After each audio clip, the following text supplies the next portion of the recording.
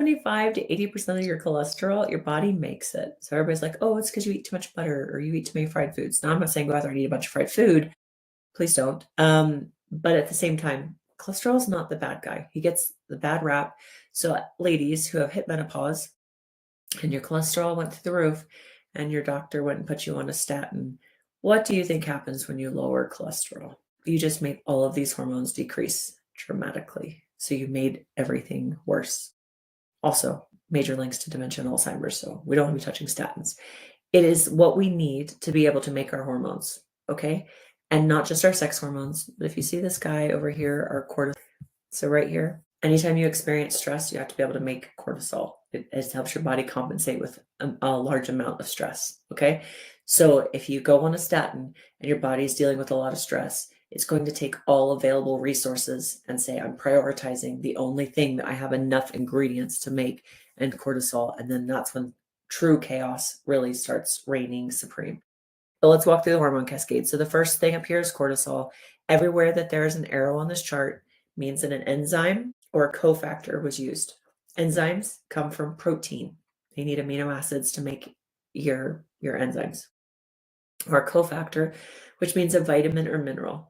So when I see a million new supplements hit the market, all for supporting your hormones, can some of them make a difference? Yes. Is that where you should start? Heck no. The first place you need to start is, are you actually getting enough protein? Because you need to make all these enzymes. And do you get enough vitamins and minerals to be able to support everything that is being asked? And all we're doing right now is looking at sex hormones. We're not even touching our thyroid hormones. We're not even touching our metabolic hormones. Like, there's a lot of need in the body, and we're wondering why barely eating enough calories because we're all trying to lose weight, why we're eating all the processed food. The only thing I had time to today was eat what was ever left on my kids' plates. Why is that not working for us? Because we have just totally messed up this system, right? So a couple of things is I want you to picture this like a waterfall. Here's the main source of water, but it has to come down and it has to trickle all these different places. If this gets cut down and you don't eat enough fat in your diet and you don't have a healthy liver, the top of the waterfall, the top of the chain goes to a trickle. So that's the first round of problems we have. Then again, we already mentioned the protein and the vitamins and minerals. Second problem we have. Next is, what is your body going to prioritize? So when I say stress, I often talk to women, and it's not a bragging point, but I'll talk to women and they'll be like, I don't know if I'm dealing with a lot of stress right now. I feel like my life is pretty good. And somebody else is listening to this and being like, girl, my life is crazy on a daily basis. I know what you mean by stress. So when I say stress, I can mean mental stress. There's also physical stress. So we break a bone. That is stressful for the body. We didn't sleep last night. That's a stress on the body. We have mold in our house. That's a stress on the body. You didn't eat today. Stress on the body. Also, for anybody else who grew up in the 90s, everybody who thinks that they're going to lose weight by hopping on the treadmill for 2 hours or the stair stepper or the elliptical because we're trying to spare our knees, your body is perceiving that as a stress and not a good stress. Your body is literally going, what the heck? Every single morning, a cougar is chasing her.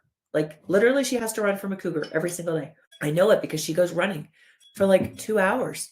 The only reason anybody would go running for 2 hours is if their life was in danger. Something must be chasing her.